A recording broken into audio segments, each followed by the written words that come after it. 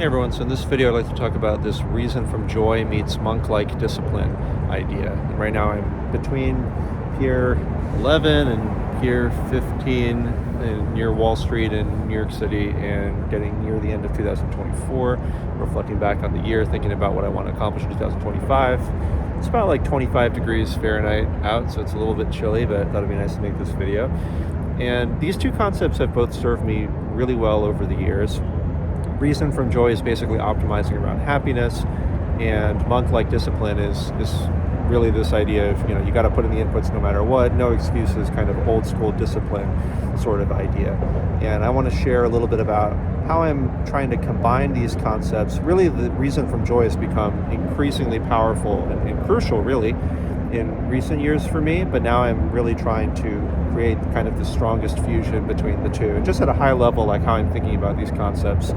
So hopefully this will be useful in your life, and it could be useful in your piano playing or other things that you're doing. So anyway, in this channel, I hope to share with you guys strategies, thoughts, mindsets, etc., if I don't get too cold, and hopefully this will help in your life, maybe other areas such as piano playing as well. So I think at a high level, in terms of the whole reasoning from joy, I can think of at least two sub-points that might be useful to talk briefly about.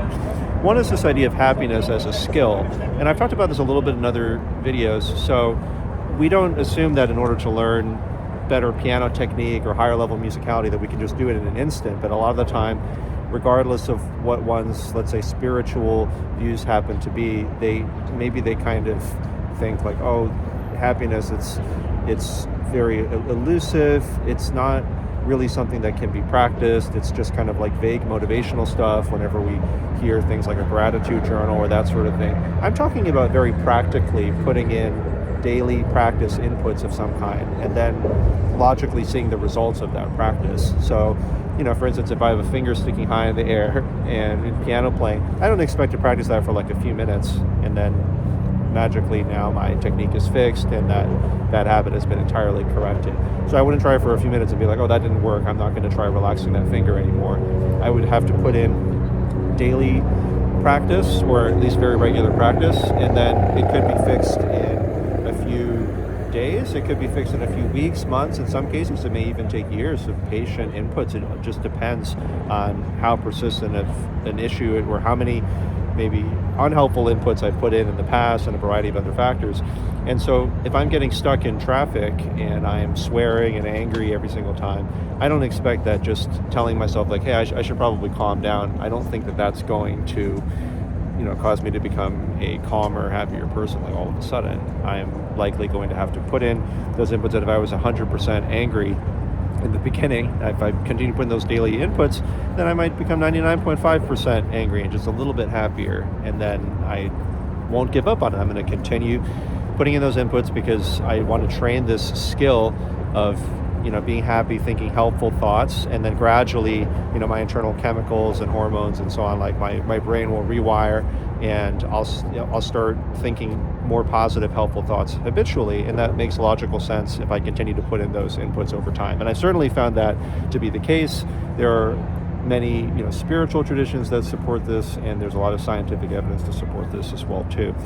So that's one thing in terms of happiness as a skill. In terms of another sub-point, I think this idea of just do what makes you happy. You don't have to do anything that you don't want to do. That seems like it wouldn't make sense, and yet I found that if you understand the nuances behind this, it's a lot more powerful, or like it rings a lot more true than it seems at first glance. Like it seems like if I just do whatever I want to do, I would just lie around, watch Netflix, eat junk food, and do nothing all day.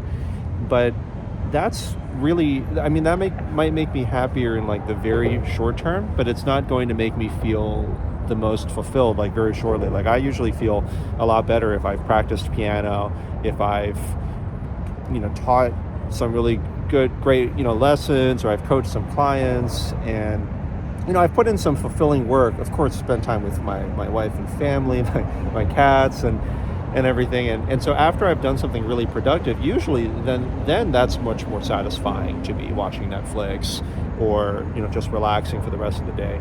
And so just doing what I want to do, reasoning from joy, like life is short, let's just do what makes me happy sort of idea, a lot of the time, I guess it does come down to sort of just following intuition and just thinking like, well, right now I most want to practice piano, or right now I most want to, work on my teaching studio or my business. And from experience, that intuition becomes more and more grounded in real life experience. So it might seem a little bit nebulous, but I found more and more in these situations, like I actually don't do well with like an absolutely strict written down schedule. Like these are the blocked practice times. If that works well for you, I think that's fantastic. But even at my most disciplined, I pretty much had general rules like just practice as much as you can instead of like having all these specific blocks. And so a lot of the time I find that internally I'll be able to tell myself the answer. Like I can tell my own emotional state, and instead of forcing myself like I have to practice piano no matter what, or I have to create this social media content no matter what, I will go with my intuition and figure out like, am I going to be practicing piano? Am I going to be spending more time with my family? Am I going to be working on the logistics of my teaching studio or business?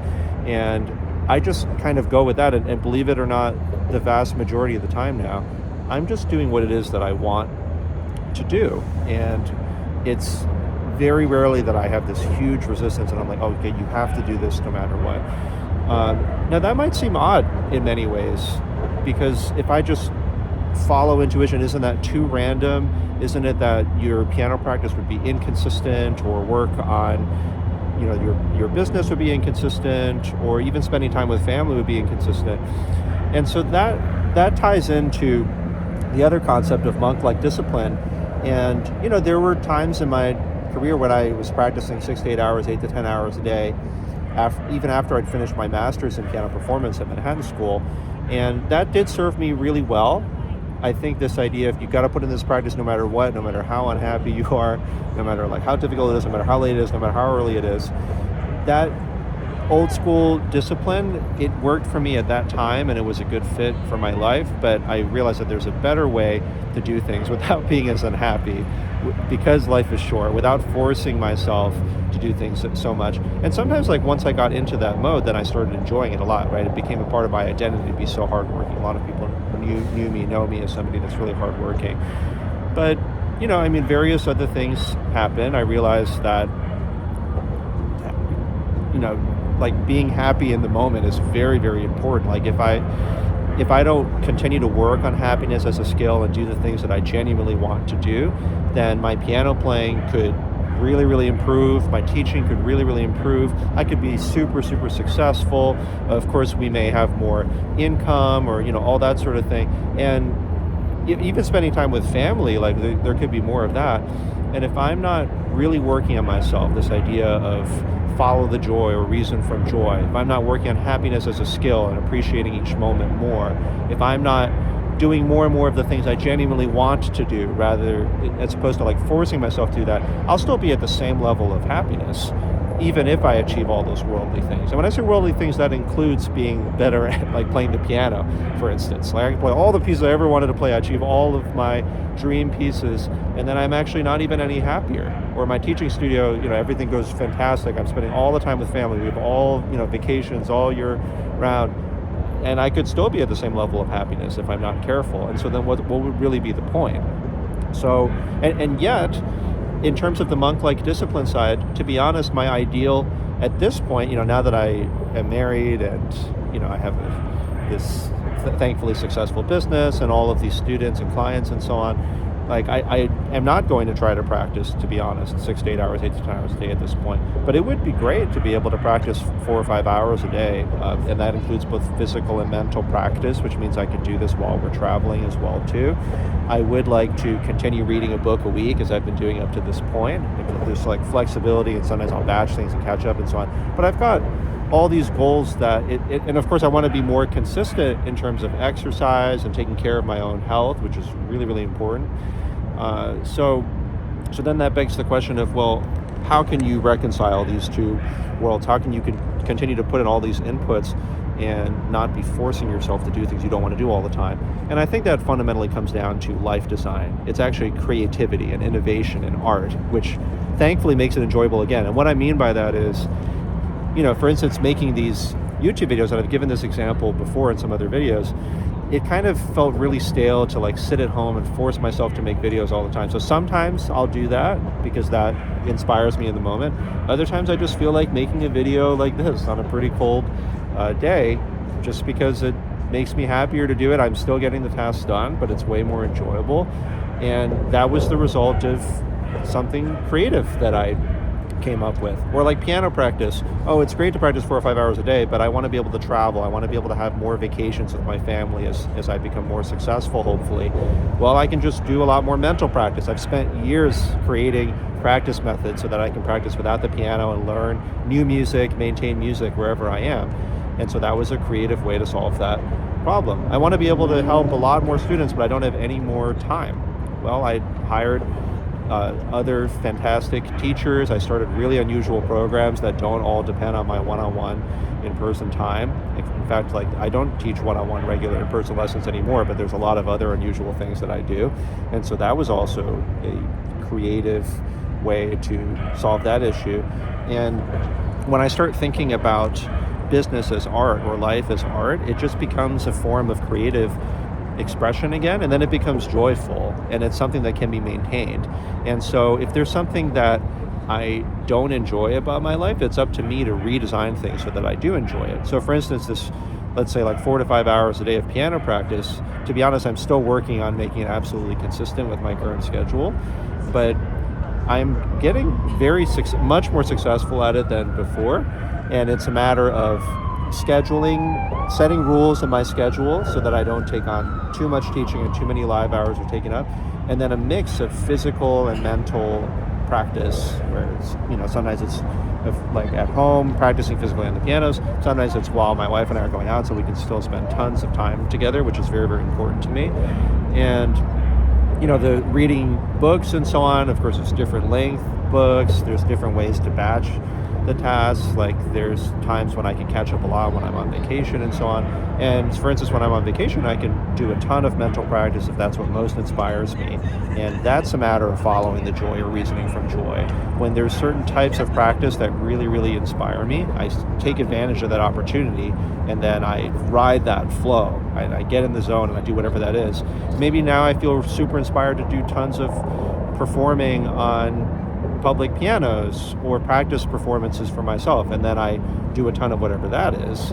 Or I want to write in lots and lots of fingerings for all of my pieces because that's really important too, and then that really inspires me, and so then I seize that opportunity and I follow that and I do what that is. And so then there's many different ways for me to get in, like this 4 to 5 hours of practice. And so it becomes this malleable, free-flowing, experimental thing. It's an act of creation instead of just reacting to everything that's happening in my life and being bound by all these artificially imposed rules and frameworks. So I just wanted to express that there's a great deal of creativity. Even if, most people are not entrepreneurs, there's a lot more under control than you realize. You can decide so much more in your life than you might first think. And this is a way that you can stay true in some ways to monk-like discipline. Like you get in the practice or you get in the reading or whatever it is, no matter what, but you do it in a way that's really inspiring and fun and joyful. You design the tasks creatively such that ideally you're always like a child. You always it's like a child waking up on their birthday or something. You can't wait to do the given thing. And if you find yourself avoiding the given thing, it could very well be that you can redesign it so that you end up loving it, so that the environment is more inspiring, or the cue is more inspiring, or the reward is more inspiring, or even the process itself is more inspiring and fun and engaging. I have a lot of other videos, or not a lot, but a good amount of other videos on this as well. I think I have 2 videos that are called like Designing Enjoyable Piano Practice and Life Tasks. If you search David Chang, my name, Designing Enjoyable Piano Practice and Life Tasks, I think you'll find 2 videos. I think there's even another one, something like Designing Enjoyable Life Tasks or something. I even talk about creating YouTube videos as an example in case you're a content creator of some kind. So, that's another example. Like I have to create content, or I don't have to, but I believe that creating content on a regular basis that will help us reach many more students, help many more people, help the students, help the teachers, help my family, and help the world and so on. And so then I redesign the process so it's something I can actually sustain. Like I just document what I'm doing in real life, like my real practice, just me performing through pieces, just me practicing pieces, rather than thinking like, I've got to create a piece of content today, I wonder what I'll do. So, and I don't force myself absolutely to do it no matter what if it's going to make me miserable. I redesign it in a way so that I actually feel like I want to create YouTube shorts, or I want to create these long form videos and so on, right? So that's yet another example. So yeah, so if you search for some of those, you also look at my channel, David Chang Music, and you look at the playlists under mindset. There's a lot of other hopefully helpful mindset ideas there as well. So in terms of designing these, redesigning your life as a creative endeavor, in terms of life as art, I hope that you'll find many other ways there, both from this video and other videos, to reconcile both this idea of, it's not reason from joy. Oh no, it is reason from joy and monk-like discipline. I think that there's many different ways to do these things, and if you design your life well, then you'll easily be able to achieve that monk-like discipline component in a new, more joyful way. So anyway, hope you found this useful. If so, please like, subscribe, let other people know about the channel. Let me know if you have questions. And looking forward to a great 2025. If you're watching this in the future, then looking forward to a great future with everybody. All right, so everybody say.